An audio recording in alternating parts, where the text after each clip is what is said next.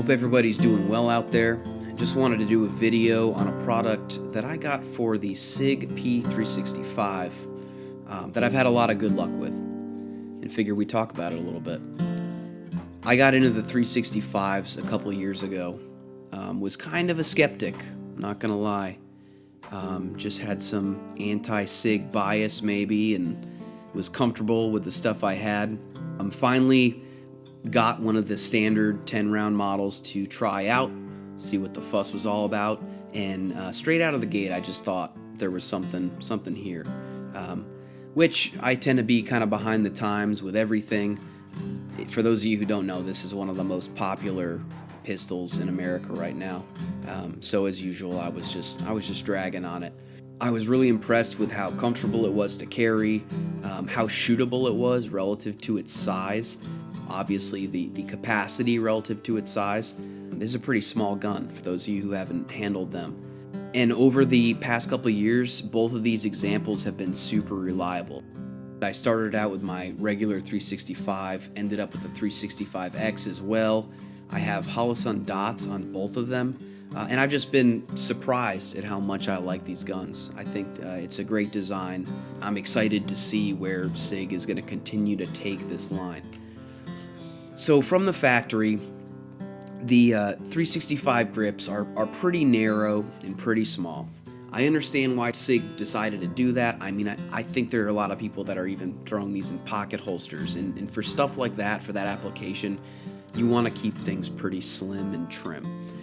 My hands are pretty small, but my immediate impression with those factory grips were that they were too small.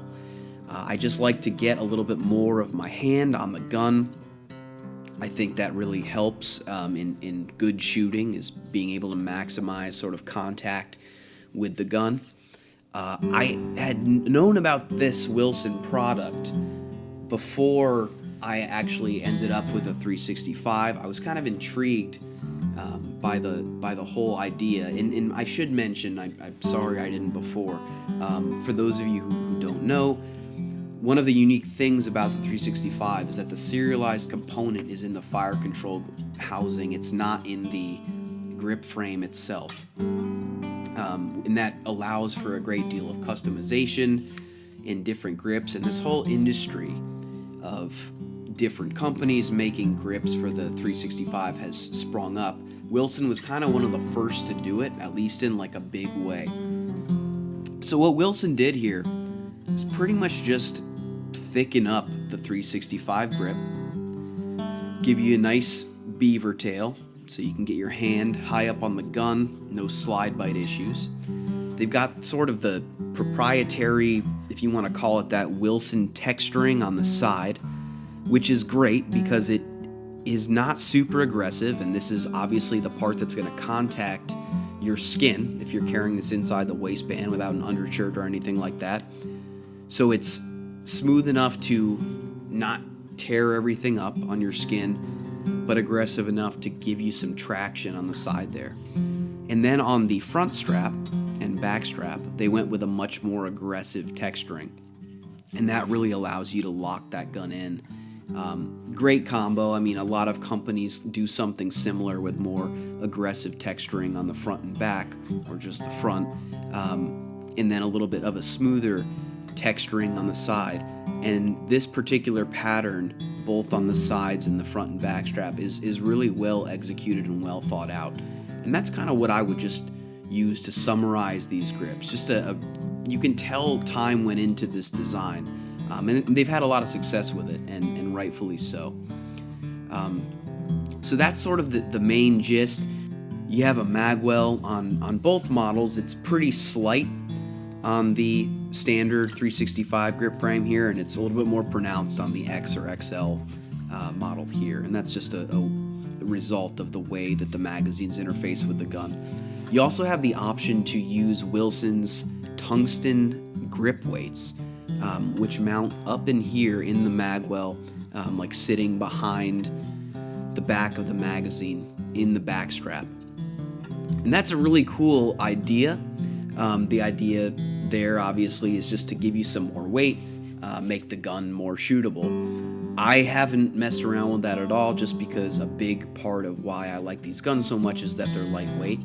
And I think even though that they're lightweight, for my purposes with concealed carry, they're plenty shootable. But that's a really cool idea, and if you're interested in that, you can check out the Wilson site and read a little bit more about that.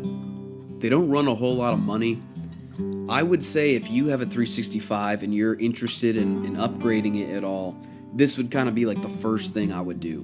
Before getting an optic, before messing with the sights, messing with the trigger, I would just probably get one of these and see what you think. I think you're going to be happy with it. It's a huge improvement, at least for me, in terms of the way the gun handles and shoots. And a big part of that is just because, like I said, you can just get more on the gun. There's really no downsides.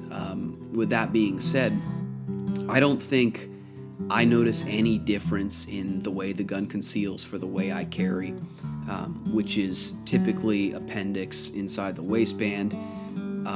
I find that there's really no downsides in that regard at all. Still conceals well. You just are doing yourself a lot of favors from being able to get a good grip on that gun, and therefore being able to shoot it better. So a big winner here from Wilson Combat. I think it's a great addition to a 365. There are tons of manufacturers that are making different grips for the 365 at this point, and I'm sure there are a lot of good ones out there. But this is one of the more common ones, readily available from a bigger company like Wilson. So some time went into it, on the design front, and I think it definitely shows, at least for me. In terms of installation, it's very simple to do. I'm not the most technically savvy person, but I was able to figure it out very easily. It's basically just a matter of punching a pin out and swapping the frames, and there's really not much to it at all.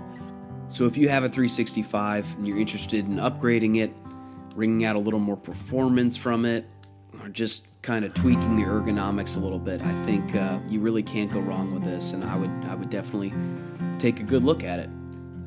Worst comes to worst, you try it out. You don't like it, it's not for you, you move it on down the road. No big deal.